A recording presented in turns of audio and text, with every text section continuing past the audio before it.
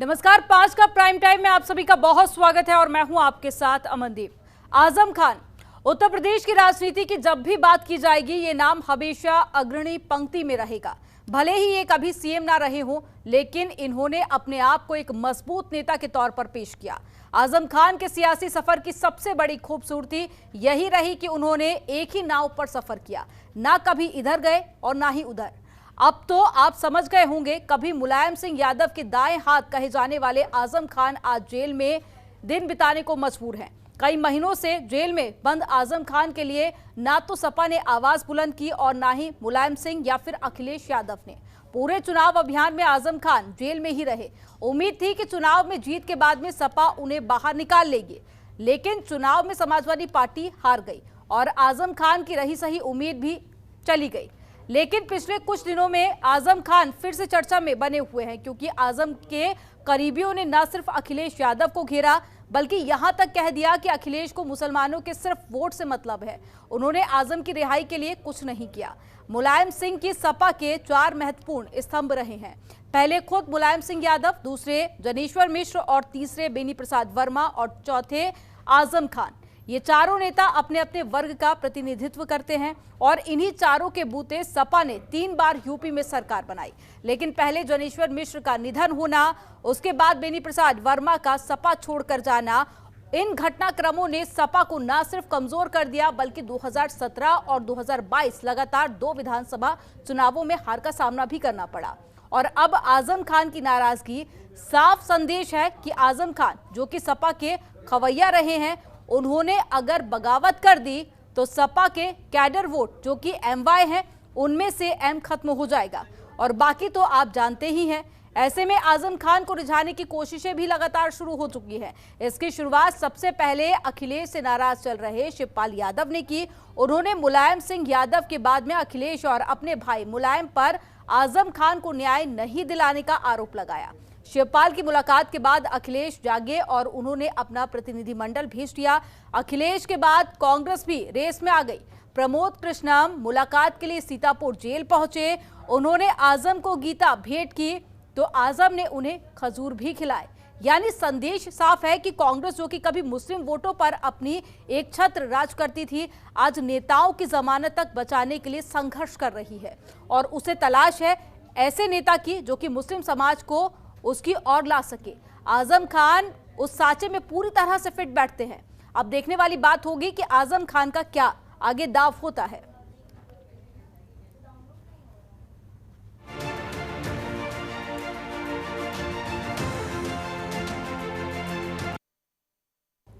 तो आज इसी मुद्दे पर चर्चा करेंगे। खास मेहमान हमारे साथ में जुड़ गए हैं, कृष्ण मोहन पांडे जी जुड़ गए हैं, बीजेपी से प्रवक्ता है। कृष्ण मोहन जी, बहुत स्वागत है आपका। नवीन दुबे जुड़ गए हैं, नेता है समाजवादी पार्टी से। नवीन जी, आपका भी बहुत स्वागत। और साथ ही डॉक्टर सुधा मिश्रा जुड़ गई हैं, प्रवक्ता है कांग्रेस पार्टी से। आपका भी बहुत स्वागत है।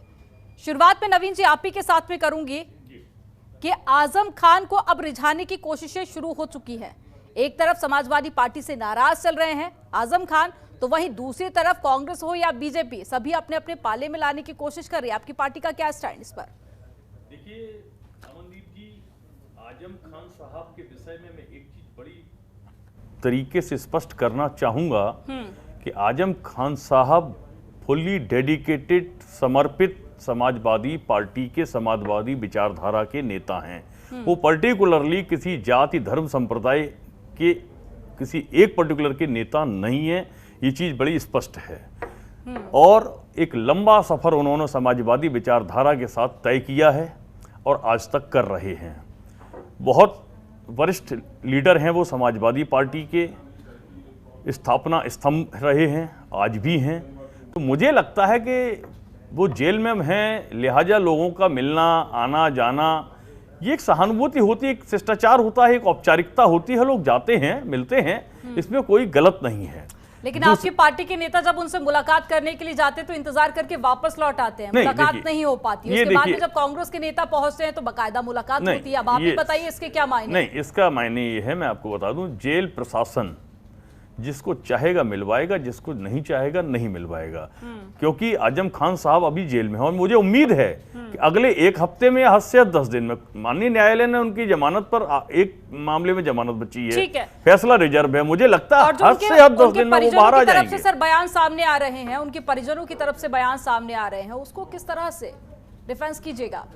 नहीं, परिजनों की तरफ से ऐसा कोई बयान नहीं आया है। फसाहत अली सानू का, उनका ये जो मीडिया प्रभारी हैं, उन्होंने जरूर बयान दिया था, लेकिन मैं समझता हूं कि उस बयान से ना तो अब्दुल्ला आजम साहब सहमत होंगे, ना ही आजम खान साहब सहमत हैं। वो जब बाहर आएंगे तो इस पर और स्पष्टीकरण हो जाएगा। व्यक्तिगत तौर पर हो सकता है फसाहत साहब को कोई दिक्कत रही हो, लेकिन ऐसा नहीं है कि आजम साहब किसी वजह से नाराज है। समाजवादी पार्टी ने जहां तक लीगल प्रोसीडिंग्स में मदद करने की बात है, पैरवी करने की बात है, वो की गई है और वही कारण है कि आज 71 मुकदमों में जमानत हो गई है। एक मुकदमा बचा हुआ है, उसमें भी मैं समझता हूं जमानत। नवीन जी 2 साल हो चुके हैं, 2 साल से आजम खान जेल में हैं। हाँ, उसके बाद में एक बार सिर्फ अखिलेश यादव उनसे मुलाकात करने के लिए एक बार मिलने, और उसके बावजूद भी ना तो कोई अभियान चलाया जाता है, ना किसी तरह की कोई पहल की जाती है ताकि आजम खान जेल से बाहर आ सके। आखिर क्यों? नहीं, देखिए ऐसा होता है जब एक मामला न्यायालय में विचाराधीन होता है और आपको अगर पुलिस ने कस्टडी में लेके जेल भेज दिया गया है न्यायालय के आदेश पर, तो आप सड़कों पर आंदोलन करके न्यायालय को प्रभावित नहीं कर सकते हैं। संसद में हंगामा करके भी, सवाल उठाकर भी आप न्यायालय की प्रक्रिया को प्रभावित नहीं कर सकते। न्यायालय की प्रक्रिया बहुत स्वतंत्र होती है, निष्पक्ष होती है। इस चीज को हम सभी को स्वीकार करना चाहिए। और इससे पहले सर आपने एक बात कही कि पुलिस प्रशासन ने आपकी पार्टी के नेताओं से मुलाकात नहीं करने दिया, बाकी दूसरी पार्टी के नेता पहुंचे तो उनसे मुलाकात करने दी। इसकी क्या बड़ी वजह देख रहे हैं? नहीं, ये देखिए ऐसा होता है, जेल प्रशासन सरकार और सत्ता के निर्देशों पर चलता है। विपक्ष के निर्देशों पर नहीं चलता है। तो सीधे तौर पर तो आप बीजेपी को घेर रहे हैं ना। ठीक है, निश्चित तौर पर। कृष्ण मोहन जी से जवाब ले लेते हैं। कृष्ण मोहन जी,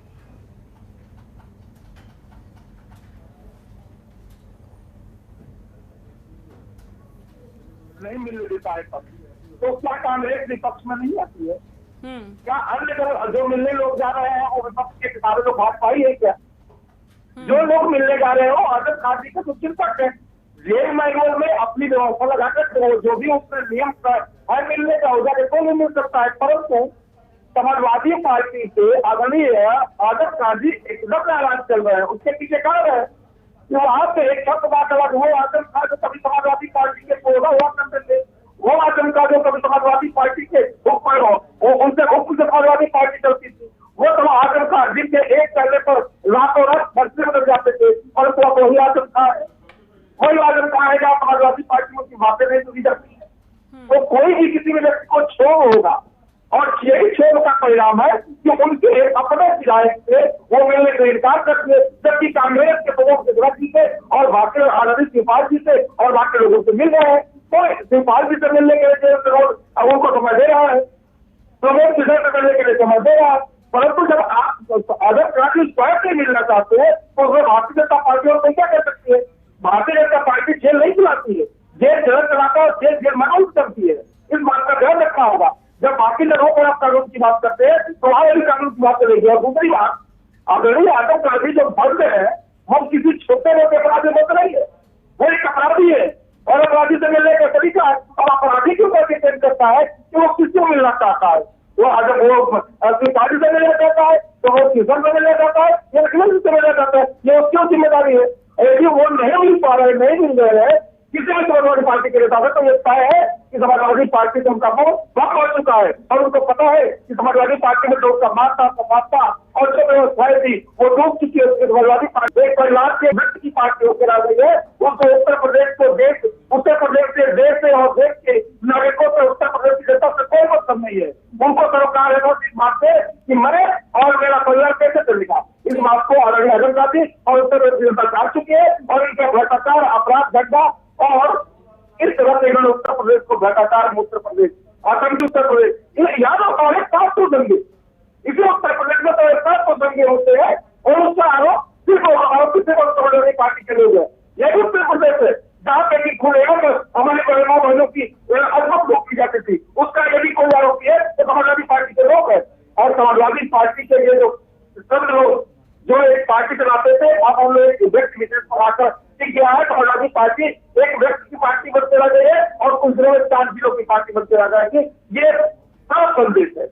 ठीक है, लेकिन ये अगर नाराजगी बढ़ती है कृष्ण मोहन जी, बीजेपी को तो फिर सीधा फायदा होगा ना। अगर एमवाई में से एम अलग होता है तो सीधा फायदा तो बीजेपी को ही होगा।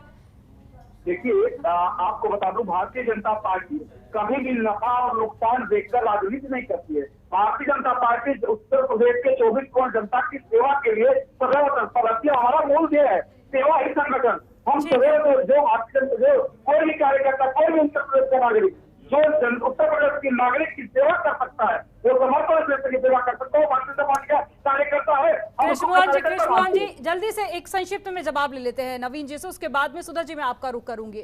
नवीन जी बहुत संक्षिप्त में जवाब दीजिएगा। कृष्ण मोहन जी, क्या आप ये मानते हैं कि जेल प्रशासन अपनी मर्जी से किसी को भी मिलने देता है?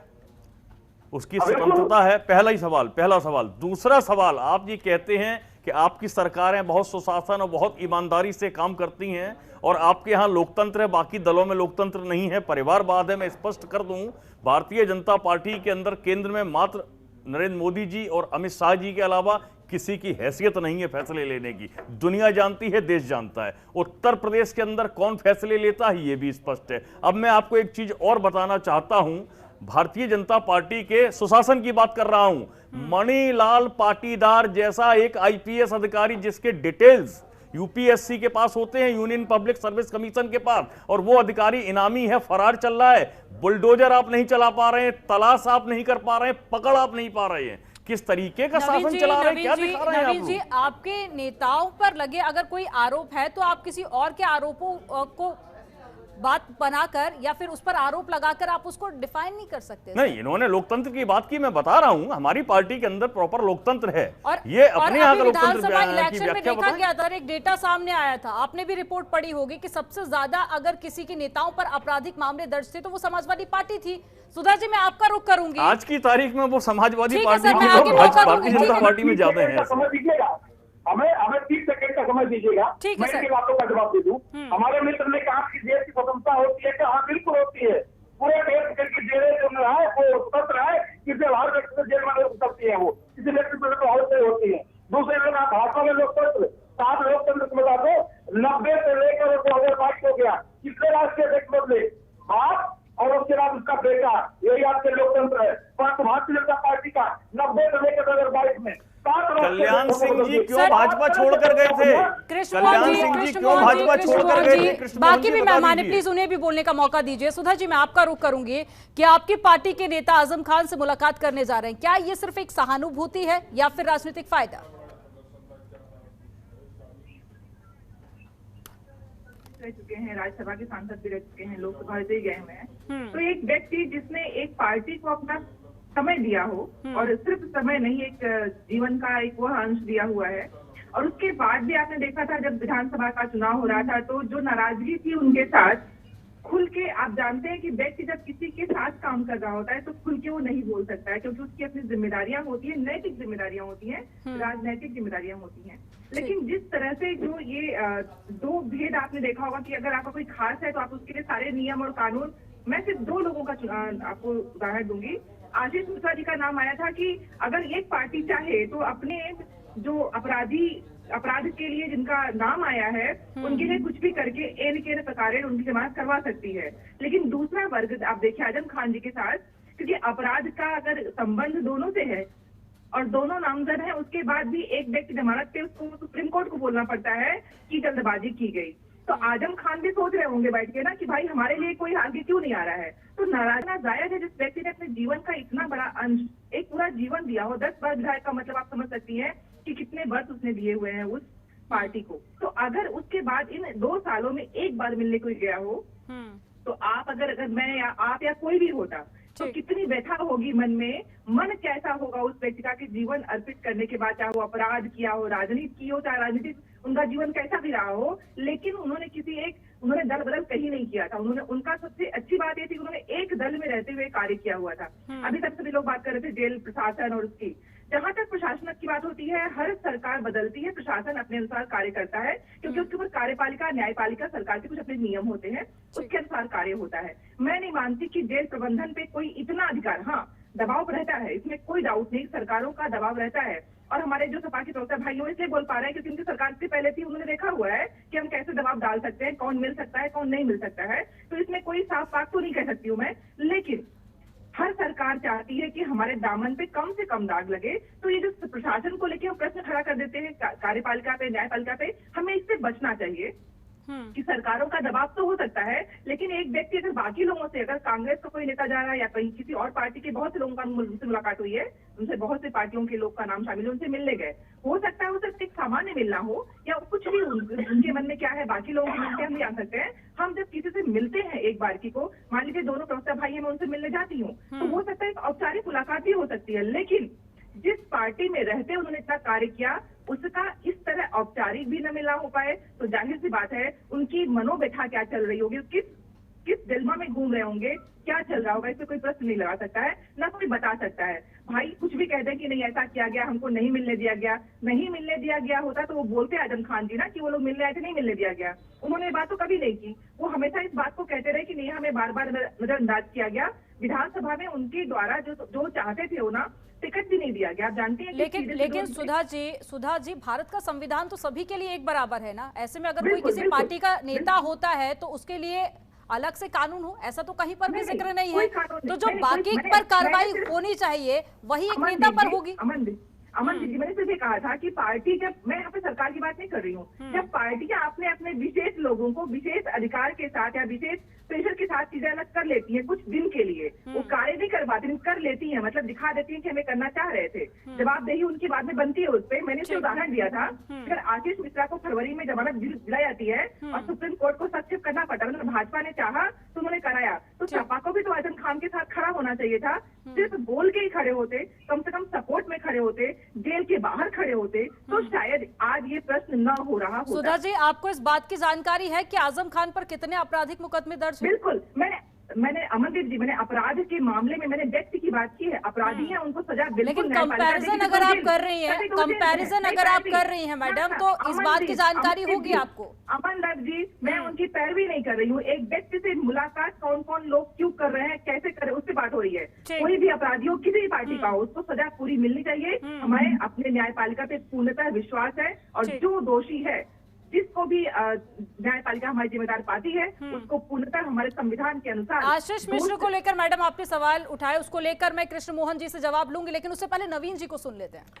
सुधा जी, आपने अभी कहा कि जेल प्रशासन दबाव में होता है और स्वेच्छा से भी काम करता है, आपने बड़ा कंट्राडिक्टरी बयान दिया है।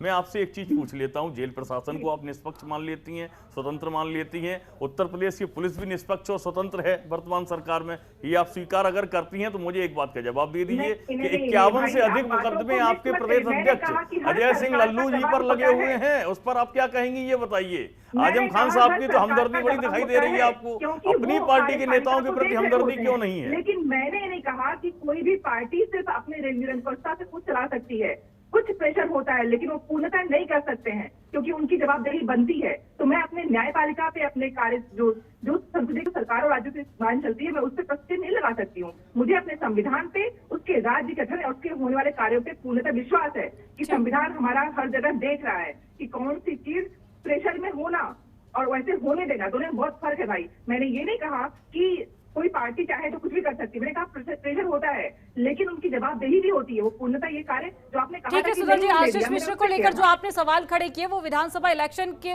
समय भी काफी ज्यादा उठे थे, उसके बाद में फिर सुप्रीम कोर्ट पे जब मामला पहुंचा तो काफी हद तक गुस्सा भी शांत हुआ। इस पर जवाब ले लेते हैं कृष्ण मोहन जी। बार बार ये आरोप बीजेपी पर लग रहे हैं कि जो अपोजिशन के नेता हैं उनको टारगेट करके कार्रवाई की जा रही है, और खास करके आजम खान की अगर बात करें तो निजी तौर पर टारगेट करने का आरोप बीजेपी पर लगाया जा रहा है, इस पर आप क्या कहेंगे?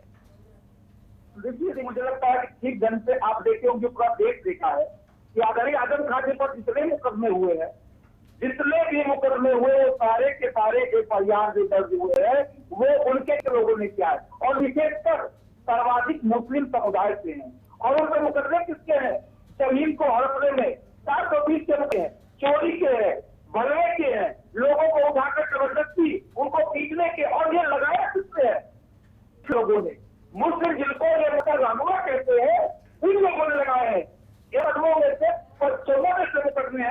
जिनमें मुस्लिम समाज के लोगों ने दो धोखाधड़ी के मुकदमे किए, जिनमें से की जमीन हड़पने का मुकदमा।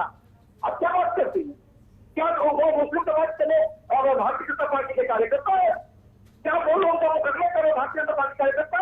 कोई व्यक्ति न्याय संगत बात करे तो यदि आता है किसी भी थाने में जाएगा और कहीं भी धोखाधड़ी का, किस चोरी का, डकैती का, बलात्कार का कोई भी मुकदमा एप्लीकेशन देता है बयान निकालने की कोशिश करे, पुलिस का डर है तो उस पर एक बयान करे और उसकी जांच करे। एफआईआर और जांच को तो सारे मामले सही कर पाएंगे, लेकिन अधिकार उनको सही माना, धोखाधड़ी को उसको सही माना है, तो हम कैसे कैसे भारतीय जनता पार्टी के पार्टी के लोगों को प्रताड़ित कर रही है। और रही बात, मैं कह रहा हूँ कि कोई भी व्यक्ति जिसके घर में 500 करोड़ रुपए अवैध रखे गए, 700 करोड़ रुपए अवैध रखे गए, काला धन रखा गया है, यदि आईटी और इनकम टैक्स रिटर्न आती है और उसमें से 30% को निकलता है, तो ये किससे संबंध है?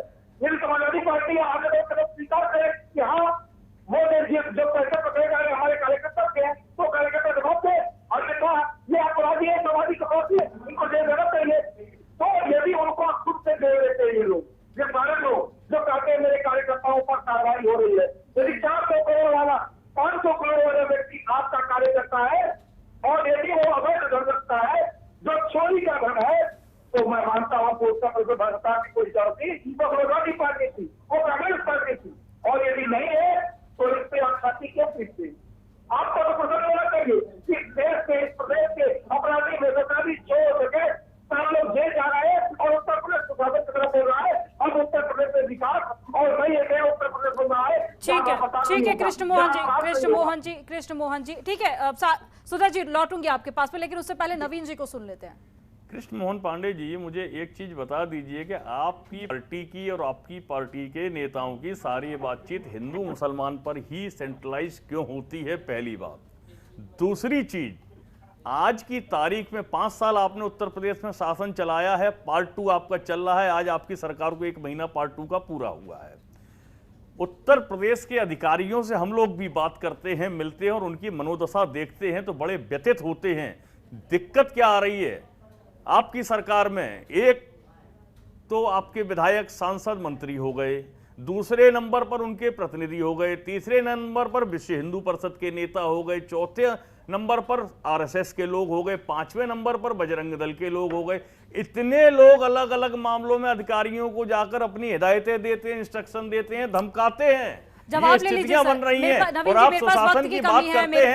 आप किसी मामले में देख गाजियाबाद के अंदर 2 सगे भाइयों आरोप लगाए, उस पर जवाब ले लीजिए। कृष्ण मोहन हरोला नोएडा के अंदर साड़ महिला की हत्या कर देते हैं, फिरोजाबाद में आज एक हत्या। नवीन जी जवाब ले लीजिए सर, बहुत संक्षिप्त में जवाब दीजिएगा। नवीन जी को बताते हैं, इन्होंने कहा कि आपकी राजनीति हिंदू मुसलमान पर क्यों आके लग जाती है?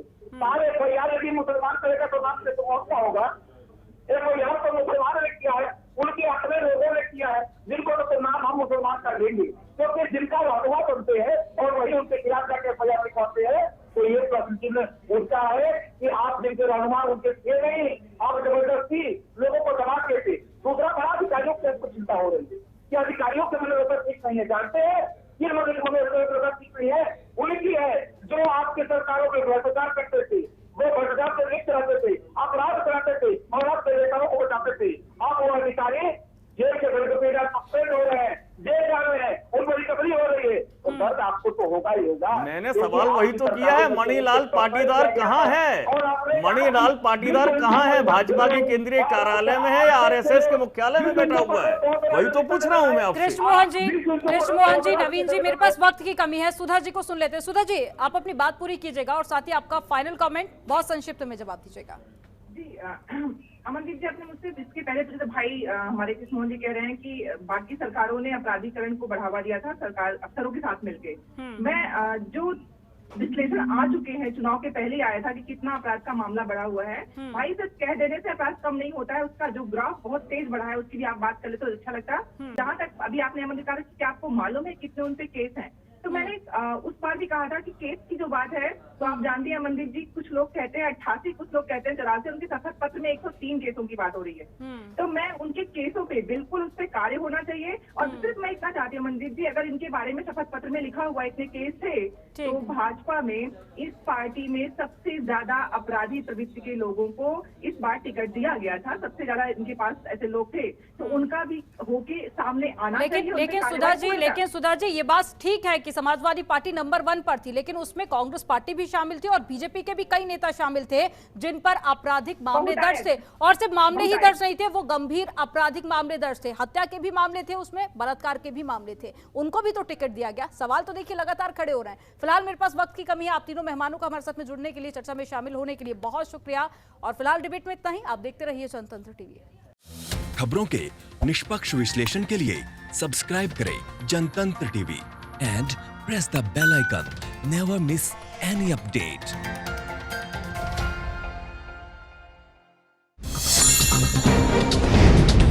डाउनलोड कीजिए जनतंत्र टीवी ऐप को, जो कि अवेलेबल है गूगल प्ले और ऐप स्टोर पर। अधिक जानकारी के लिए अभी डाउनलोड करें।